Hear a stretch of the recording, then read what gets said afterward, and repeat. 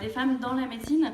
Et l'idée que représenter, qu'il y ait plus de femmes dans la médecine puisse faire aussi évoluer les femmes face à la médecine, ça c'est une idée vraiment qu'on a voulu souligner. Et puis juste pour introduire finalement, parce que il faut faire vite, on a faim. Juste pour introduire, je voudrais citer juste une phrase de droit, puisque le défenseur des droits.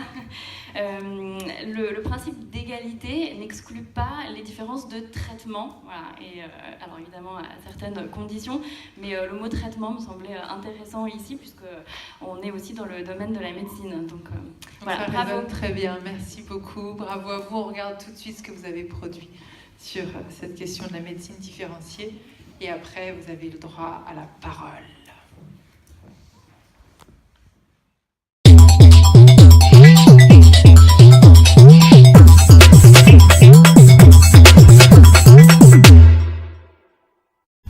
Bonjour à tous et bienvenue dans cette édition spéciale du 16h. Aujourd'hui, nous allons vous présenter une thématique sujette à de nombreux débats qui font la une des actualités, ou du moins qui devraient.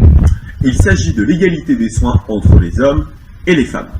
En effet, les femmes et les hommes ont des différences physiologiques qui ont besoin d'être prises en compte dans la médecine. Pour parvenir à cette égalité, nous devons différencier les soins en fonction des besoins de chacun. Mais rejoignons tout de suite notre envoyée spéciale Coralie Klein en direct du CHR de Saint-Jean-Sérien.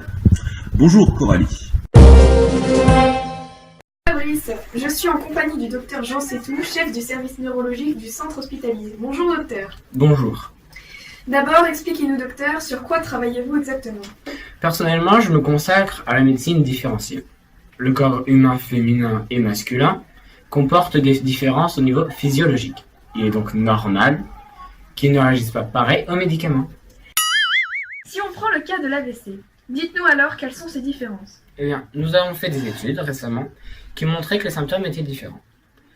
Une femme présentera des signes de fatigue, alors qu'un homme aura le bras paralysé.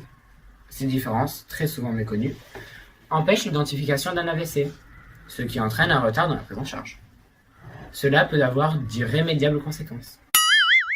Et concernant les traitements, sont-ils différents entre les hommes et les femmes? Les traitements sont effectivement différents, même si on est très peu à le prendre en compte. Voyez-vous, les effets physiologiques seront différents chez l'homme que chez la femme. Par exemple, prenons le cas d'un somnifère. Si vous êtes une femme, vous aurez 3 fois plus de chances de somnoler au réveil, parce qu'il sera éliminé plus lentement dans votre corps. Pouvons-nous dire que les médicaments sont plus adaptés aux hommes qu'aux femmes? Bonne question. Les médicaments aujourd'hui sont testés sur plus de 80% d'animaux masculins dans un premier temps, puis sur 60% d'hommes, donc sur 40% de femmes. Nous nous battons pour qu'une égalité soit obligatoire dans les tests de laboratoire. Pour conclure cette interview, d'après vous docteur, de quelle manière pourrions-nous réduire ces inégalités de soins? Déjà, nous pourrions commencer par créer cette fameuse loi de parité dans les laboratoires, et donc prendre en compte cette différence non négligeable entre les hommes et les femmes pour apporter à chacun le meilleur soin. Aussi, nous pourrions créer des formations pour le corps médical afin de les sensibiliser à la médecine différenciée. Merci docteur Sétou pour toutes ces informations que vous nous avez apportées. Merci Coralie. Nous voyons bien dès à présent que l'égalité des soins est donc loin d'être effective. C'était le journal de 16h. Merci à tous de l'avoir suivi. Il est à voir et à revoir sur projetlab213.wixsite.com.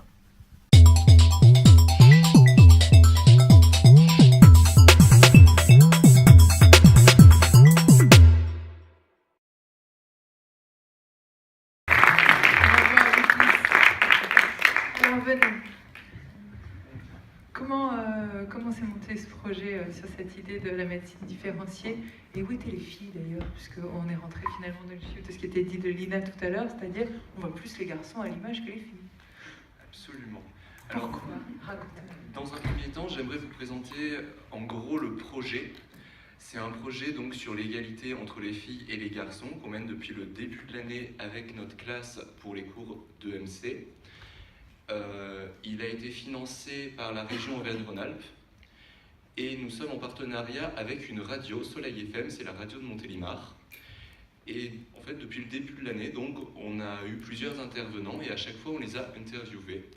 Et ce projet, donc, en fait, ça consiste en ça. On a fait énormément d'interviews On a interviewé par exemple Alice Toureau, députée de la Drôme. On a interviewé le docteur Héroum, qui est chef du service neurologie à l'hôpital de Montélimar, qui nous a donc parlé de la médecine différenciée.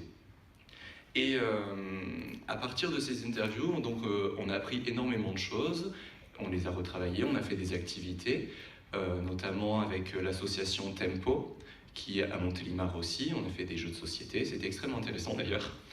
Et à la fin de l'année, donc, notre prof nous a demandé de faire une production finale, en fait, pour pouvoir faire partager, pour pouvoir faire sortir toutes les informations, toutes les connaissances qu'on a pu apprendre tout au long de l'année à l'extérieur de notre classe et peut-être même donc, à l'extérieur du lycée, voilà. Et donc notre groupe, on a eu l'idée de faire un journal télévisé sur le thème de la médecine différenciée. Voilà. Du coup, on a choisi le thème de la médecine différenciée parce que les intervenants, tout ce qu'ils nous ont dit, on savait à peu près, enfin on savait qu'il y avait des différences entre les hommes et les femmes, mais on ne savait vraiment pas qu'il y avait des différences au niveau de la médecine différenciée. On ne connaissait pas ce terme. Du coup, on s'est principalement basé sur les dires de Dr Héroum. Du coup, voilà. On a vu que c'est pas mal ce que vous avez réussi à produire. Et du coup, pour essayer de reproduire l'ambiance de l'hôpital, vu qu'on a interviewé le docteur Héroum, on a essayé de reproduire une salle comme si c'était un vrai médecin. Après, on a décidé de faire le présentateur devant une bibliothèque pour faire comme si c'était un vrai présentateur. Et ça fait tout comme si c'était vrai.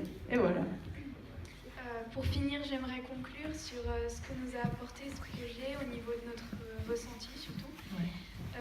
Donc déjà, on a acquis énormément de connaissances qui étaient les bienvenues, puisque même si on entendait beaucoup du sexisme depuis un certain moment, eh bien, ça nous a permis quand même de mettre un doigt dessus et puis de pouvoir du coup débattre et développer notre esprit critique et donc éveiller nos consciences et celles des autres.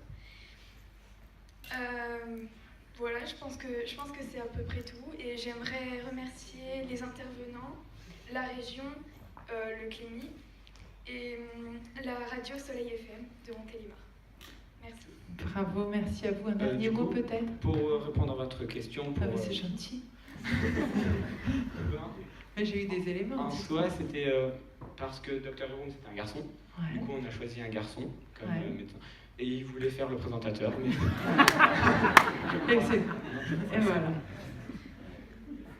Et les filles ne voulaient pas passer à la caméra. Voilà. Lui, ça ne le gênait pas. Oui, du Ouais. coup, c'est la voix quand même. C'est vrai, si vous avez tout à entendu. fait.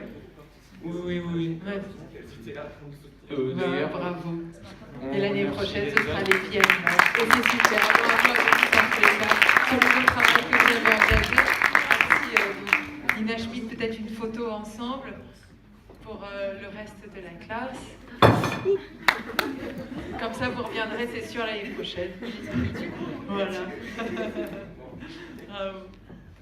Et merci à vous en tous les cas pour ce travail riche de recherche. Bravo à tous. Ça y est, cette cérémonie des prix est terminée.